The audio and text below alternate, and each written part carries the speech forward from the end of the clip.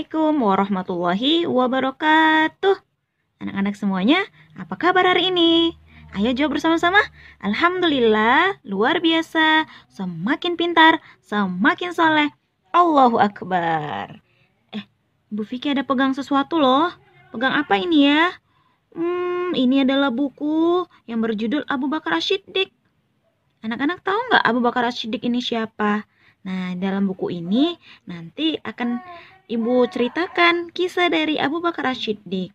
Tapi sebelum itu, kita awali dengan lafaz basmalah ya.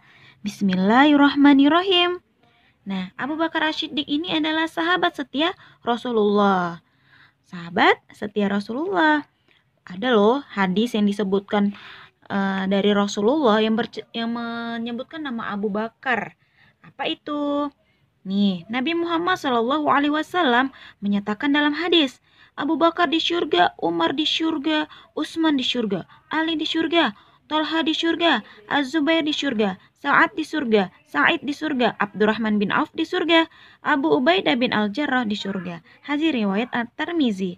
Nah, anak-anak, nama-nama yang disebutkan oleh Rasulullah dalam hadis ini itu ada 10 orang.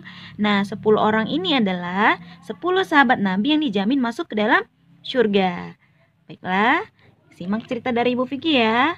Ibu akan menceritakan apa yang ada di buku ini, yaitu tentang Abu Bakar As-Siddiq, sahabat setia. Nah, ini adalah gambar-gambar yang mengilustrasikan orang-orang Quraisy. Pada saat itu Rasulullah menyampaikan sesuatu di tengah mereka. Apa ceritanya? Suatu hari Rasulullah SAW bercerita di tengah masyarakat Quraisy. Beliau diisrakan oleh Allah ke Baitul Maqdis di Palestina dan naik ke langit ke-7 dalam waktu semalam. Masya Allah, dalam waktu semalam anak-anak. Ini perjalanannya dari Baitul Maqdis ke Palestina. Itu sangat jauh loh. Kalau kita ke sana tidak mungkin jalan kaki. Pasti harus naik kendaraan.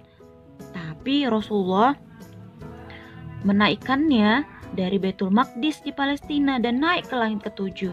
Nah, apalagi ke langit. Nggak mungkin kan kita bisa ke sana dengan berjalan kaki. Tapi Rasulullah mengalami ini dalam waktu 1 malam anak-anak. Hebat bukan? Orang-orang Quraisy percaya tidak ya dengan cerita Rasulullah ini? Nah, kita lihat ya. Ternyata Abu Bakar berkata, jika beliau berkata demikian, maka itu benar. Abu Bakar mempercayai cerita yang disampaikan Rasulullah SAW tanpa ragu sedikit pun. Bagaimana dengan orang-orang Quraisy? Anak-anak, saat itu orang-orang Quraisy tidak ada yang percaya. Mereka menganggap Nabi Muhammad itu berbohong. Tapi Abu Bakar langsung percaya dengan cerita Rasulullah. Abu Bakar sudah berteman dengan Rasulullah Muhammad SAW sejak beliau muda. Dia tahu Rasulullah tidak mungkin berbohong. Masya Allah, setia sekali Abu Bakar ini. Nah, mulai saat itu Abu Bakar mendapat gelar As-Siddiq yang artinya membenarkan. Karena dia tidak pernah menganggap Rasulullah itu berbohong. Ya kan anak-anak? Kita lihat lagi. Nah, nama lengkapnya adalah Abu Bakar As-Siddiq Abdullah bin Abi Quhafah. Dia adalah ayah dari Aisyah radhiyallahu anhu, istri Rasulullah SAW. Juga ayah dari Asma, seorang wanita mulia berjiwa kesatria. Abu Bakar lahir tak lama setelah Rasulullah dilahirkan, yaitu pada tahun 573 Masehi. Dia lahir dari keluarga bangsawan terkenal. Berarti usia Abu Bakar dan Rasulullah tidak terpaut jauh ya anak-anak, karena mereka lahirnya tidak lama setelah, karena Abu Bakar lahirnya tidak lama setelah Rasulullah dilahirkan. Lihat ini ilustrasi gambarnya. Kita lihat lagi. Abu Bakar adalah orang yang terjaga dari yang haram. Bahkan sebelum Islam datang, dia terkenal sebagai pedagang yang jujur, terpelajar, lembut, dan penyabar. Masya Allah. Bahkan sebelum masuk Islam sekalipun, Abu Bakar itu memiliki akhlak yang baik ya. Abu Bakar adalah laki-laki pertama yang menerima Islam yang didakwakan Rasulullah SAW. Banyak sahabat yang akhirnya ikut memeluk Islam karena ajakannya. Tuh, Abu Bakar adalah laki-laki pertama yang menerima Islam. Kalau perempuan pertama yang menerima Islam, siapa anak-anak? adalah istri Rasulullah, Khadijah. Kemudian di antaranya adalah Utsman bin Affan. Nah, setelah tadi Abu Bakar masuk Islam, kemudian disusul lagi dengan sahabat yang lainnya, yakni Utsman bin Affan, Az-Zubair bin Awam, Abdurrahman bin Auf, Sa'ad bin Abi Waqqas, Ammar bin Yasir, dan banyak sahabat mulia lainnya. Ini ilustrasi gambarnya. Nah, setelah masuk Islam, dia sangat tekun beribadah dan lebih rajin lagi bersedekah. Masya Allah, akhlak Abu Bakar ya anak-anak. Setelah bukan hanya rajin beribadah, tapi dia juga sangat rajin bersedekah. Dimanapun Rasulullah memberikan nasihat, Abu Bakar senantiasa hadir di depan. Sholat jamaah pun tak pernah dia tinggalkan. Kemanapun Rasulullah pergi, dia menyertainya. Sungguh seorang sahabat setia. Banyak sekali budak yang disiksa tuannya karena memeluk agama Islam. Abu Bakar menolong mereka. Mereka dibeli oleh Abu Bakar dan dibebaskan.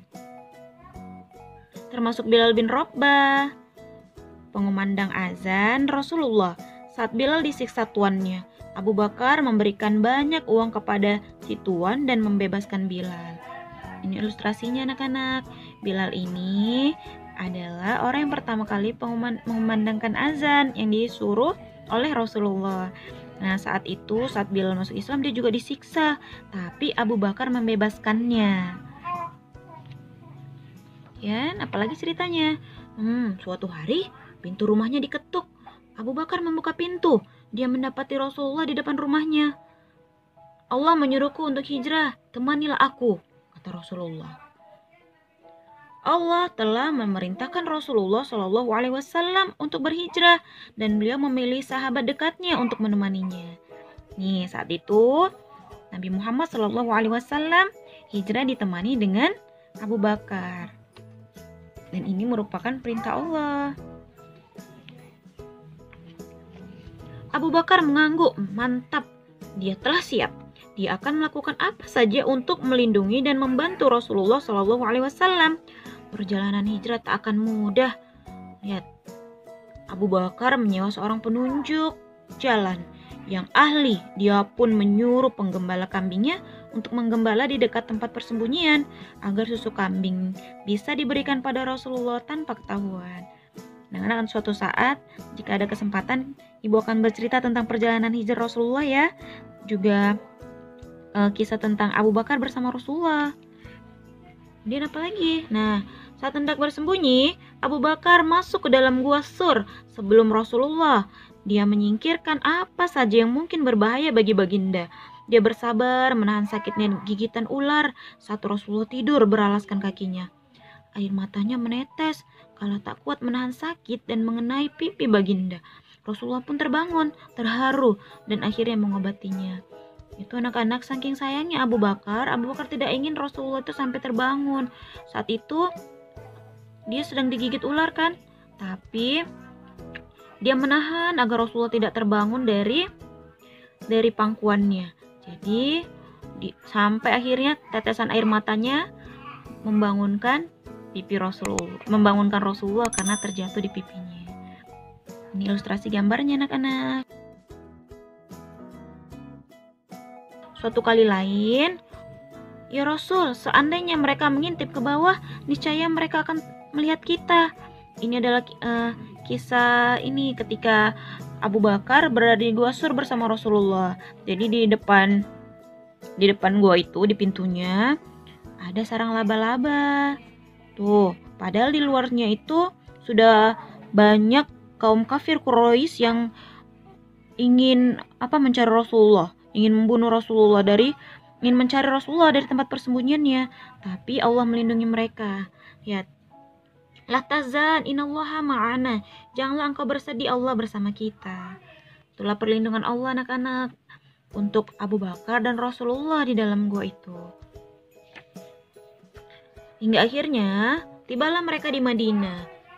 Tala'al badru alaina, telah tiba cahaya purnama di hadapan kita.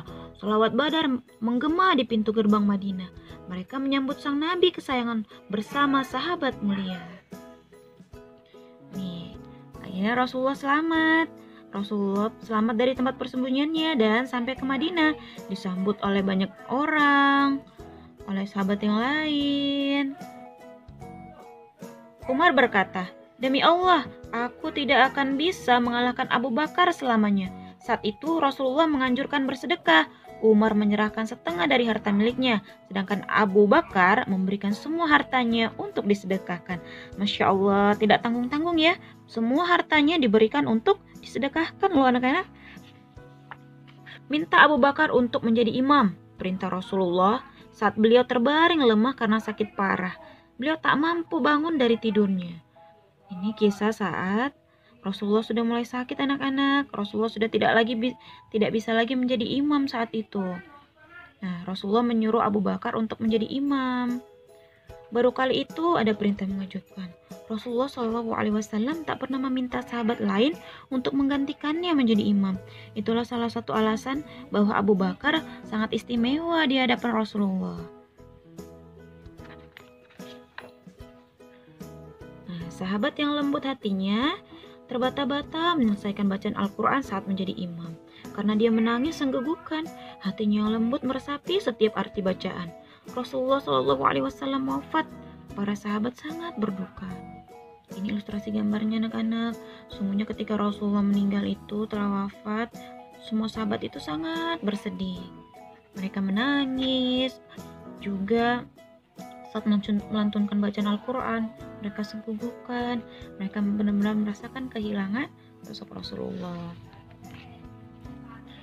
Nah, kemudian para sahabat bermusyawarah untuk menunjuk pemimpin setelah Rasulullah wafat. Ditunjuklah Abu Bakar As-Siddiq, khalifah pertama umat Islam.